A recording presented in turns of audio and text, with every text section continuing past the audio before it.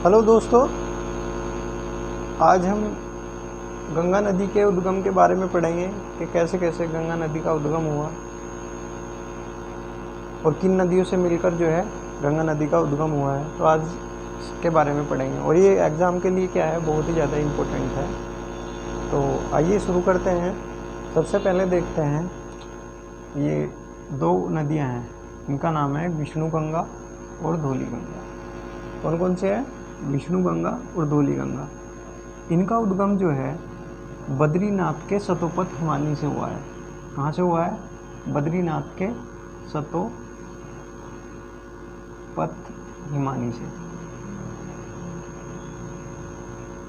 किन किन का उद्गम हुआ है? विष्णु गंगा और धौली गंगा।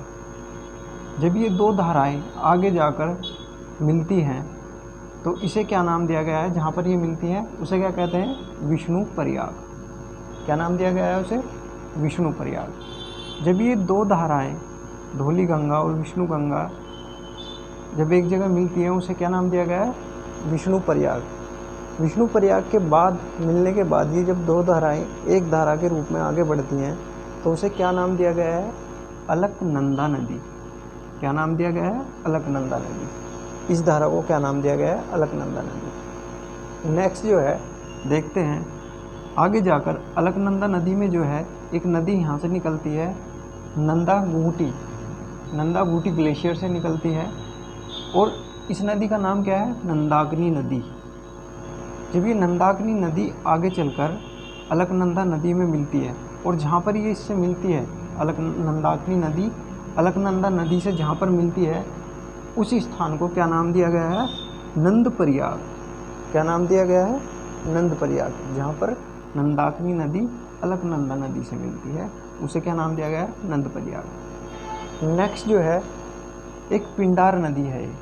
ये पिंडार नदी जो है ये पिंडारी हिमानी से निकली है और ये आगे जाकर क्या है, ऐसे आगे जाकर कहाँ है? ये अलकनंदा नदी में मिलती है। ये यहाँ से यहाँ तक जो है, ये यहाँ तक, ये क्या नाम है? इस मेन धारा का क्या नाम है? अलकनंदा। पिंडार नदी जो है जहाँ पर अलकनंदा नदी से मिलती है उसे क्या नाम दिया गया है? कर्णप्रयाग। क्या नाम दिया गया है? कर्णप्रयाग। जहाँ पर जो है पिंडार नदी अलकनंदा नदी से मिलती है उसे क्या नाम दिया गया है? कर्णप्रयाग। नेक्स्ट देखते हैं, एक नदी जो है ये है मंदाकिनी।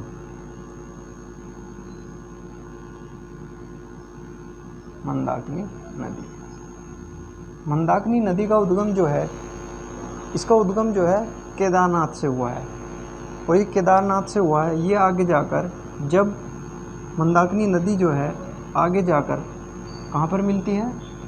अलकनंदा नदी से मिलती है। जहाँ से केदारनाथ से निकलकर जो है मंदाकिनी नदी अलकनंदा नदी से जहाँ पर मिलती है उसी स्थान को क्या नाम दिया गया है? रुद्रप्रयाग। क्या नाम दिया गया है? रुद्रप्रयाग। जहाँ पर मंदाकिनी नदी और अलकनंदा नदी मिलती है उसी स्थान को क्या नाम दिया गया है? रुद्रप्रयाग। नेक्स्ट देखते हैं, एक भागीरथी नदी है। कौन सी है? भागीरथी नदी। इस नदी का उद्गम जो है, भागीरथी नदी का उद्गम जो है, ये कहाँ से हुआ है? उत्तर काशी के गंगोत्री के गोमुख से हुआ है। कहाँ से हुआ है? भागीरथी नदी का उद्गम उत्तर काशी के गंगोत्री के गोमुख से हुआ है। जब ये नदी आगे चलकर इसकी एक सहायक नदी मिल जाती है, इसमें इसका नाम है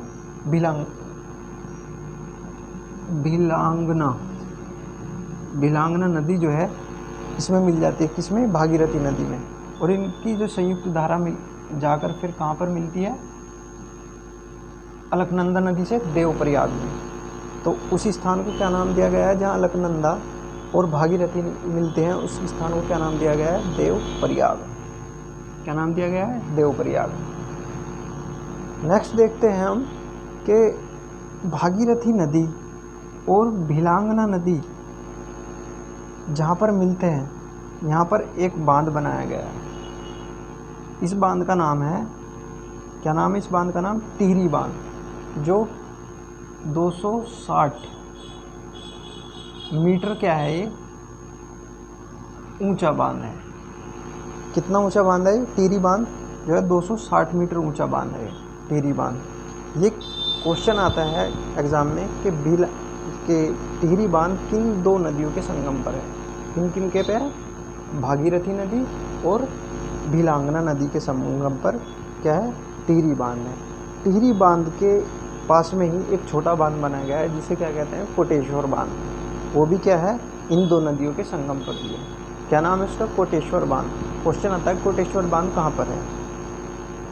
नेक्स्ट देखते हैं, जहाँ पर ये भागीरथी नदी और अलकनंदा नदी मिलती है उसे क्या नाम दिया गया है? देवप्रयाग। देवप्रयाग से आगे जो एक धारा बनी हुई है इसे क्या नाम दिया गया है? गंगा नदी। तो आज के लिए इतना ही। तो ये एग्ज़ाम के लिए बहुत ही ज़्यादा इम्पोर्टेंट था। तो आज के लिए इतना ही। Thank you. और अगर वीडियो अच्छी लगी हो तो वीडियो को शेयर करें और लाइक करें। Thank you.